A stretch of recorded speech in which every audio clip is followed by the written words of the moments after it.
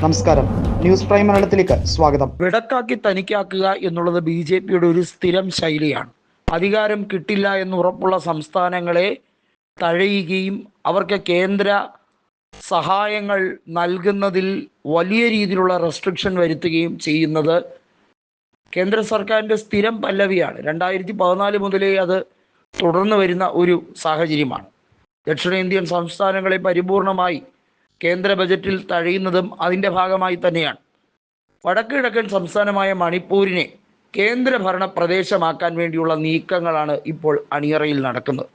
അതായത് നിലവിൽ രാഷ്ട്രപതി ഭരണമുള്ള ബി.ജെ.പിയുടെ മുഖ്യമന്ത്രിയായിരുന്ന ബീരേൻ സിംഗ് രാജിവെക്കേണ്ടി വന്ന, അത് വെറുതെയല്ല രാജിവെക്കേണ്ടി വന്നത്, ആസൂത്രിത കലാപത്തിന് എരികേറ്റി എന്നുള്ളത് തെളിഞ്ഞതിൻ്റെ അടിസ്ഥാനത്തിൽ കേന്ദ്ര ആഭ്യന്തരമന്ത്രി അമിത്ഷായുടെ കർശന നിർദ്ദേശപ്രകാരമാണ് ബീരേൻ സിംഗ് രാജിവെക്കേണ്ടി വന്നത്.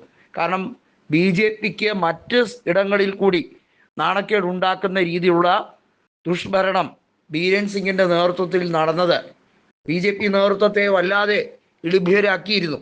അതെല്ലാം കൊണ്ടാണ് അവർക്ക് വെച്ചൊഴിയേണ്ടി വന്നത്. എന്നാൽ ഇനി അവിടെ ഒരു തെരഞ്ഞെടുപ്പ് നടന്നാൽ തീർച്ചയായും കോൺഗ്രസ് അധികാരത്തിലേക്ക് വരുമെന്ന് ബി.ജെ.പിക്ക് അറിയാം.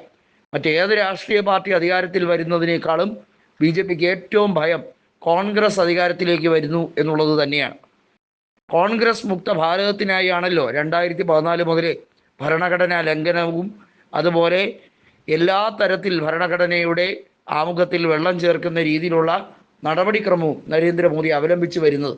അത് ഏറ്റവും വേഗത്തിൽ തന്നെ പല സംസ്ഥാനങ്ങളിലും ഇംപ്ലിമെൻറ്റ് ചെയ്യാൻ വേണ്ടിയുള്ള നീക്കമാണ്. എങ്ങനെയാണ് ജമ്മു കാശ്മീരിൻ്റെ സംസ്ഥാന പദവി റദ്ദാക്കിയത്, അതേ രീതിയിൽ തന്നെ വടക്കുകിഴക്കൻ സംസ്ഥാനങ്ങളിലെ ചില മേഖലകളിൽ ബി.ജെ.പി അധികാരത്തിൽ വരില്ല എന്ന് ഏകദേശം ഉറപ്പായ സംസ്ഥാനങ്ങളെ കൂടി പ്രതികൂലമായി ബാധിക്കുന്ന രീതിയിൽ അവർക്ക് കൂടുതൽ യാതന സമ്മാനിക്കുന്ന രീതിയിലേക്ക് ബി.ജെ.പി നേതൃത്വം പല തീരുമാനങ്ങളും എടുക്കുകയാണ്.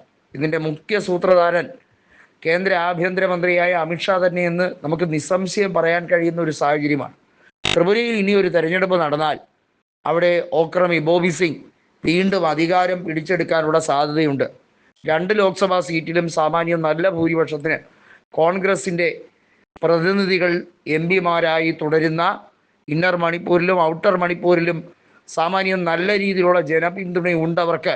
അസംബ്ലി സെഗ്മെൻറ്റ് വൈസ് നോക്കുകയാണെങ്കിൽ 40ഓളം മണ്ഡലങ്ങളിൽ വ്യക്തമായ മുൻതൂക്കം കോൺഗ്രസിനുണ്ട്. അതായത് 4-3 ഭൂരിപക്ഷത്തോടെ, അല്ലെങ്കിൽ ഏറ്റവും കുറഞ്ഞത് 3-2 ഭൂരിപക്ഷത്തോടെയെങ്കിലും കോൺഗ്രസിന് അധികാരത്തിൽ വരാൻ കഴിയുന്ന ഒരു രാഷ്ട്രീയ സാഹചര്യം കുറച്ചധികം നാടുകളായി ത്രിപുരയിൽ സംജാതമായി കഴിഞ്ഞിരിക്കുന്നു എന്നത് ബി.ജെ.പി നേതൃത്വത്തിന് അശുഭ വാർത്തയായി തന്നെയാണ് കണക്കാക്കുന്നത്. അതാണ് ഇപ്പോൾ പൊടുന്നനെ ഒരു തെരഞ്ഞെടുപ്പ് നടത്താൻ സമ്മതിക്കാതെ 2027 കാലാവധി കഴിയുമ്പോഴും ആ തെരഞ്ഞെടുപ്പ് നടത്താതെ ഉത്തർപ്രദേശിൻ്റെ കൂടെ ഉത്തരാഖണ്ഡിൻ്റെ കൂടെയൊക്കെ സാധാരണഗതിയിൽ തെരഞ്ഞെടുപ്പിനെ നേരിടുന്ന മണിപ്പൂരിൽ അത് വൈകിപ്പിച്ച് കേന്ദ്രഭരണ പ്രദേശമാക്കാനും വിടക്കാക്കി തനിക്കാക്കാനും വേണ്ടിയുള്ള ശ്രമം കേന്ദ്ര കമ്മിറ്റിയിൽ, ബി.ജെ.പിയുടെ കേന്ദ്ര കോർ കമ്മിറ്റിയിൽ ചർച്ചയാകുന്നത്.